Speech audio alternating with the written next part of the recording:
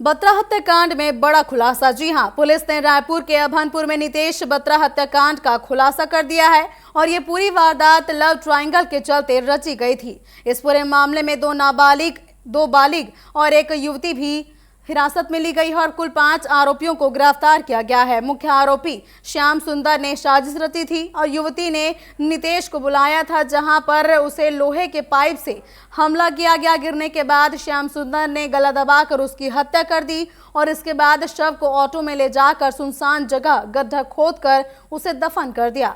मुख्य आरोपी और युवती को इलाहाबाद के एक होटल से गिरफ्तार किया गया है और पुलिस आज शाम इस पूरे मामले का खुलासा भी करेगी। तो इसी पर हम चर्चा करेंगे कि नितेश बत्रा का हत्याकांड आखिर पूरी साजिश क्यों रची गई, इस पूरे मामले पर आगे क्या कुछ कार्रवाई की जाएगी और कैसे इस पूरे मामले का खुलासा हुआ है। चलिए ज्यादा जानकारी के लिए सीधा रुख करते हैं हमारे सहयोगी प्रियांशु कश्यप का।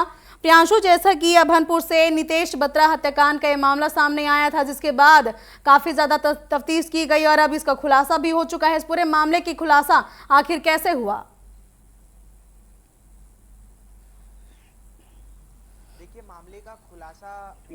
मामले का खुलासा करेंगे, लेकिन जो जानकारी निकल के सामने आई और जो आरोपियों से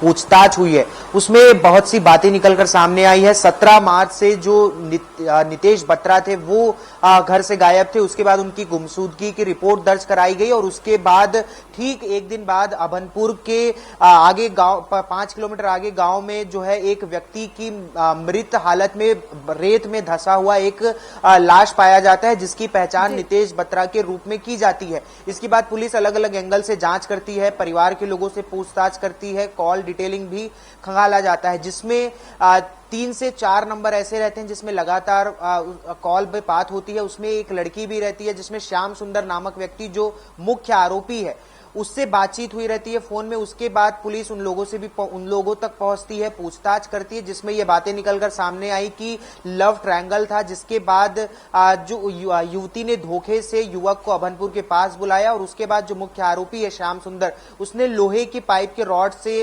जो है नितेश बत्रा के सिर पर ताबड़तोड़ वार किया, जिसके बाद नितेश बेहोशी की हालत में गिर जाता है और उसके बाद उसे उसी रेत के पास अभनपुर के पास उसे दफन कर दिया जाता है। यानी जो पोस्टमार्टम में जो खुलासा हुआ है उसमें यह बात निकल के सामने आई है कि नितेश की मौत दम घुटने की वजह से हुई है। रेत में जब बेहोशी की हालत में जब जो है उसे दफन कर दिया गया, उसके बाद जो है उसकी मौत दम घुटने से हुई और उसके बाद 2 से 3 दिन तक बॉडी उसी तरह दफन रहती है पूरे रेत के टीले में। और उसके बाद जब आसपास के लोगों को एक लाश मिलती है, उसके बाद पुलिस को सूचना दी जाती है और इस पूरे घटनाक्रम के बाद फिर पुलिस मौके पर पहुंचकर छानबीन करती है, जिसमें जो 5 आरोपी हैं वो गिरफ्तार हो चुके हैं। 2 नाबालिग हैं, 2 बालिग हैं और एक युवक है।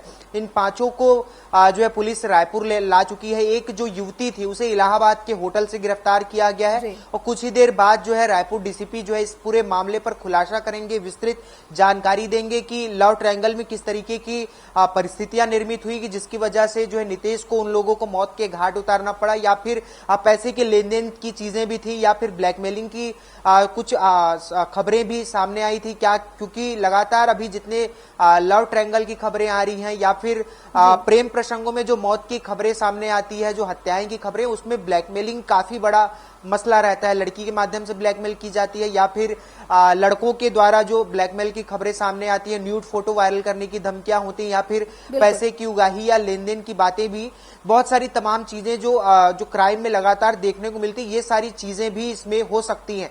पुलिस इस पूरे मामले पर कुछ ही देर में खुलासा करेगी, उसके बाद कहना स्पष्ट होगा कि क्या कुछ पूरा मामला था। प्रियांशु, जैसा कि लगातार राजधानी रायपुर से क्राइम की खबरें आ रही हैं, हत्या की वारदातें लगातार सामने आ रही है, तो पुलिस अब जो है क्राइम रेट कम करने के लिए क्या कार्रवाई कर सकती है, क्योंकि लगातार क्राइम की घटनाएं सामने आती जा रही हैं? बिल्कुल, देखिए जिस तरीके से राजधानी रायपुर, ये तो खैर अभनपुर की घटना, अभनपुर थाना क्षेत्र का पूरा घटनाक्रम है। रायपुर की भी बात करें तो कमिश्नरेट प्रणाली लागू होने के बाद भी रायपुर में जिस तरीके से क्राइम रेशियो है वो कम होने का नाम नहीं ले रहा, लेकिन दूसरी ओर पुलिस की जो चौकसी थी वो थोड़ी बहुत बढ़ाई गई है। ये कह सकते हैं जो नशेड़ी प्रवृत्ति के लोग हैं या फिर जो आपराधिक तत्वों में संलिप्त है, ऐसे लोगों की लगातार रेकी की जा रही है, उनको पकड़ने की भी पुलिस लगातार कोशिश कर रही है, लेकिन जो अपराध का मूल कारण है है वो नशा माना जाता है, चाहे वो सूखा नशा हो या फिर शराब का सेवन हो। इस तरीके से जो सूखे नशे पर भी पुलिस लगातार प्रहार कर रही है। जो ड्रग नेटवर्क था, अफीम के जो लगातार जिस तरीके से पकड़ाया गया है, तमाम छोटे छोटे जिस तरीके से मशीन थी, मेडिकल मशीनरी में जो अफीम की जो ट्रांसपोर्ट हो रहा था, लगातार लोगों तक पहुंच रहा था, उसको तोड़ने के लिए भी लगातार पुलिस काम कर रही है। गांजा जैसे मादक पदार्थों पर को तोड़ने के लिए लगातार जो चैन बना हुआ है उसके लिए भी पुलिस लगातार काम कर रही है। और जिस तरीके से कमिश्नरेट प्रणाली लागू की गई थी उसके बाद जो पुलिस एक्शन मोड में नजर आ रही है, उससे एक संभावना बनी हुई है कि क्राइम को कंट्रोल कर लिया जाएगा। लेकिन अभी हाल फिलहाल में जिस तरीके से क्राइम रेट बढ़ा हुआ है वो निश्चित रूप से चिंता का विषय है। जी बिल्कुल, जिस तरीके से लगातार हत्याओं की वारदात सामने आ रही है, कहीं ना कहीं पुलिस को और भी सख्ती बढ़ाने की जरूरत है। फिलहाल तमाम जानकारियों के लिए आपका धन्यवाद प्रियांशु। और ये थे हमारे सहयोगी प्रियांशु कश्यप जिन्होंने बताया कि आज जो है नितेश बत्रा हत्याकांड में पुलिस खुलासा कर सकती है। इसके साथ ही क्राइम रेट में लगातार बढ़ोतरी देखी जा रही है, जिसको लेकर भी अब पुलिस और भी सतर्क हो गई है। पुलिस लगातार जो है अपराधियों को पकड़ रही है और अपराध को कम करने की कोशिश में जुटी हुई है।